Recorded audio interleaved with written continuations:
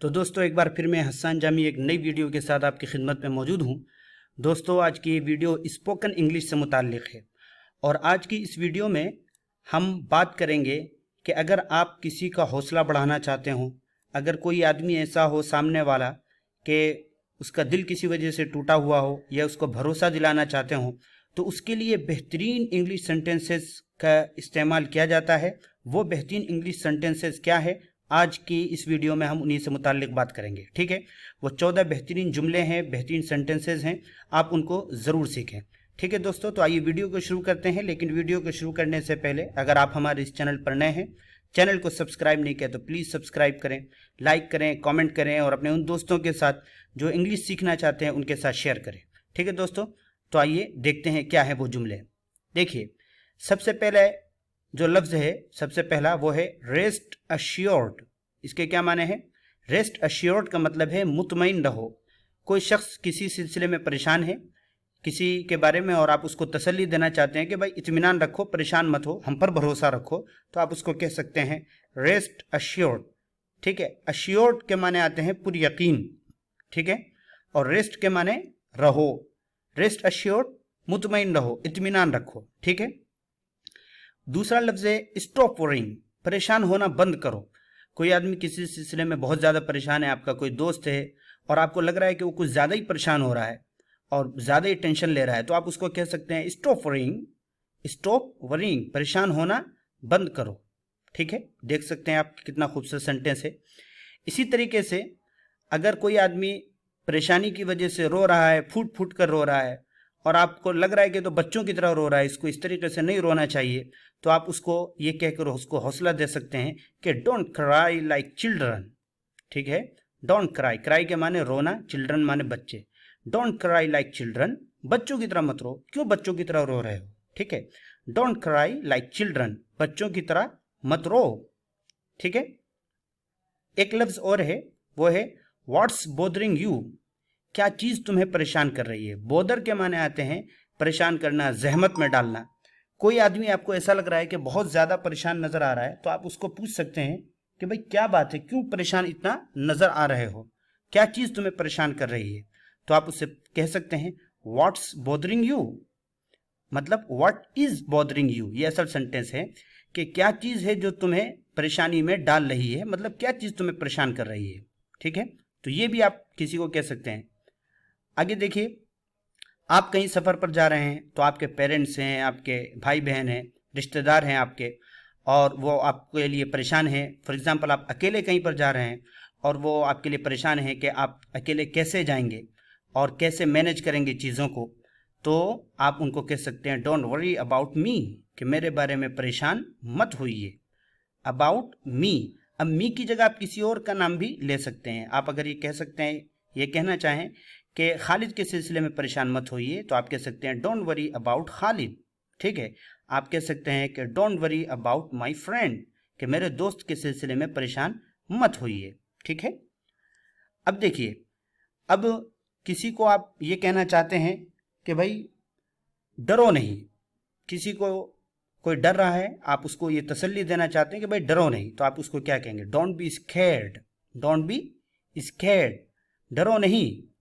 ठीक है, एक और लफ्ज़ है यहाँ पर, जैसे आप किसी को ये कहना चाहते हैं कि भाई परेशान मत हो, तो उसको कहने के लिए एक और ताबीर है, वो इस्तेमाल कर सकते हैं, बहुत खूबसूरत है। वो है there is no need to worry, परेशान होने की ज़रूरत नहीं है। वरी के माने आते हैं परेशान होना, गमगीन होना। ठीक है, और नीड के माने ज़रूरी। नो नीड, ज़रूरी नहीं है, ज़रूरत नहीं है। There is no need to worry, परेशान होने की ज़रूरत नहीं है। ठीक है, आगे देखिए, I am not bothered about it, I am not bothered about it.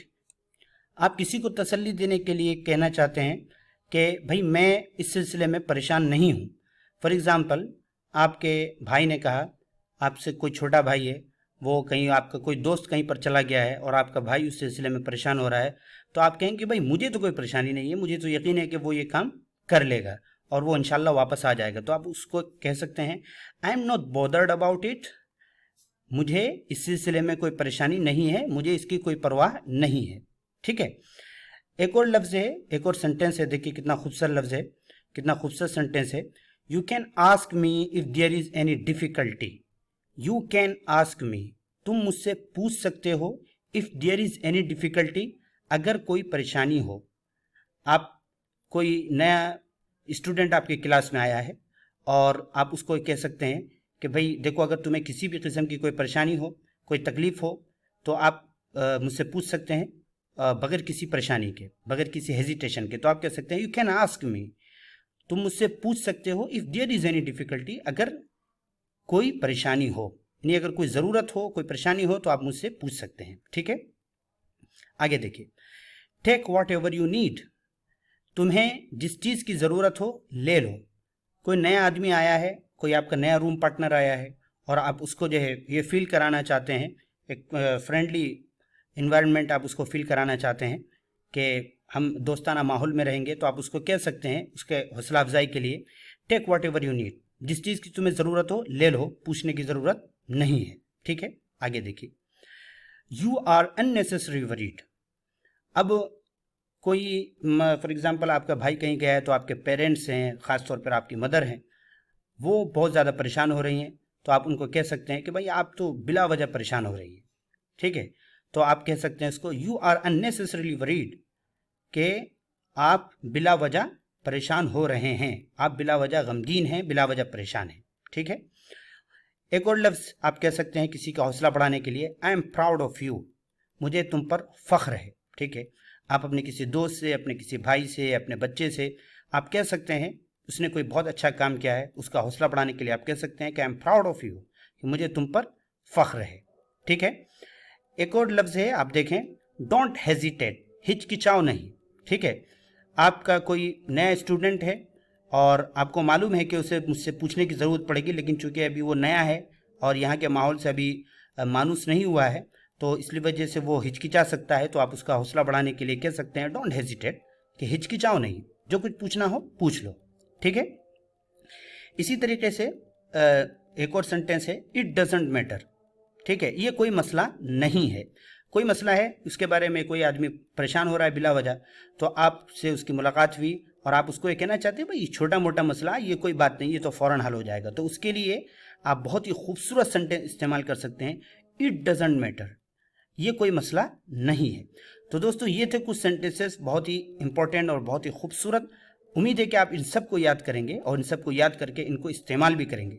आप अगर इनका इस्तेमाल करेंगे दोस्तों, तो आप देखेंगे कि आपकी लैंग्वेज कितनी खूबसूरत मालूम हो रही है। ठीक है, तो आज की वीडियो को यहीं पे पूरा करते हैं, अगली वीडियो में मुलाकात होती है। अस्सलाम वालेकुम वरहमतुल्लाह।